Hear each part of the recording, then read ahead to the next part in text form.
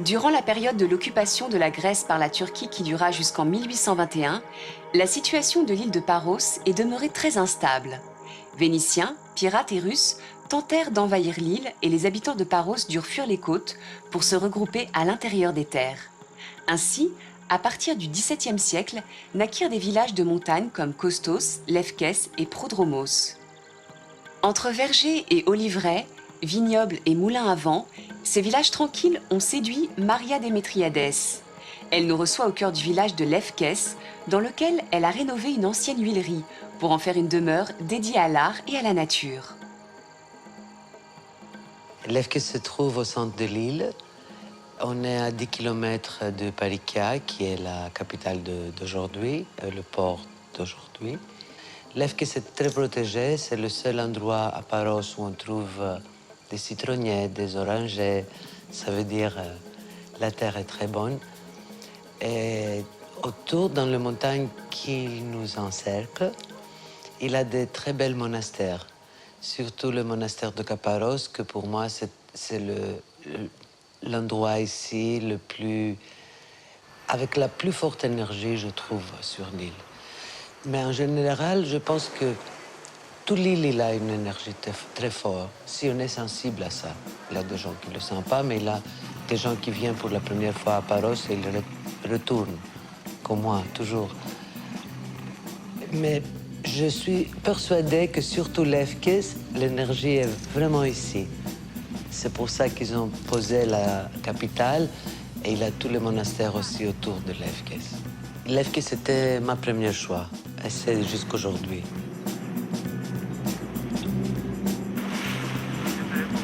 Je suis venu pour la première fois en 1979 en pensant que je vais passer une semaine, plus ou moins. Et finalement, je suis arrivé à rester 1 mois et demi en souhaitant de jamais partir ou de retourner. Paros, c'était pour moi, du premier jour jusqu'à aujourd'hui, un endroit où je sens chez moi. J'étais là à Paris, j'ai adoré Paris, je ne voudrais pas partir. J'étais pendant une semaine. Mais enfin, le moment où je suis mis mon pied à Paros, le sentiment c'est « OK, je suis chez moi. Je suis très bien ici. » Lefkès, à l'époque, c'était plein de ruines. J'avais un énorme choix. C'était jamais fait pour une maison. C'était fait pour le travail. Alors, il avait des espaces grands. C'était pas des petites chambres. Alors, il avait déjà une hauteur sous plafond. Mais quand même, moi, je préférais de remonter encore 1,20 m, quelque chose comme ça. De laisser l'espace vide. Quand je pense à la création d'une maison, ça m'intéresse toujours que les espaces sont vides, que les gens qui l'habitent peuvent vraiment habiter chaque jour comme ils veulent. J'aime beaucoup le blanc, le couleur blanc. J'aime beaucoup l'art. J'aime beaucoup les espaces qui sont jamais le même.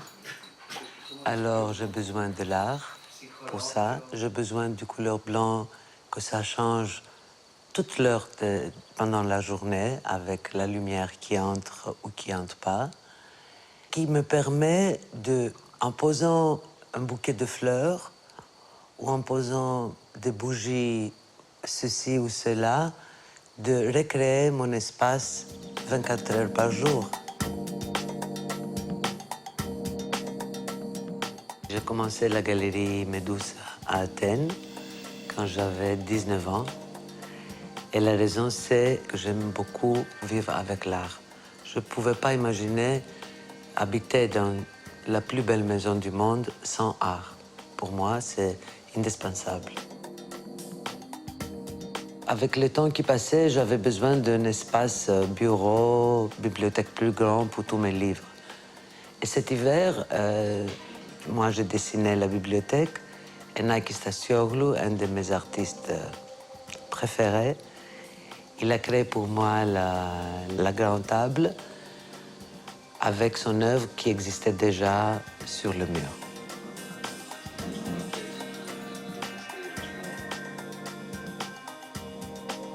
Une des surprises que cette maison gardait pour moi, c'était le jour qu'on a cassé le mur. On n'avait pas plus besoin d'utiliser l'eau de la citerne qui existait là.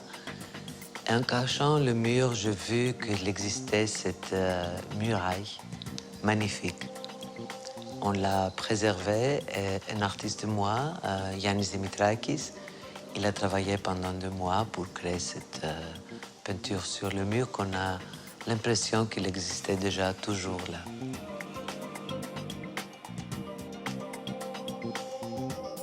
Un des avantages d'habiter Lefke, c'est la possibilité d'avoir un jardin. J'adore les jardins, j'adore la nature.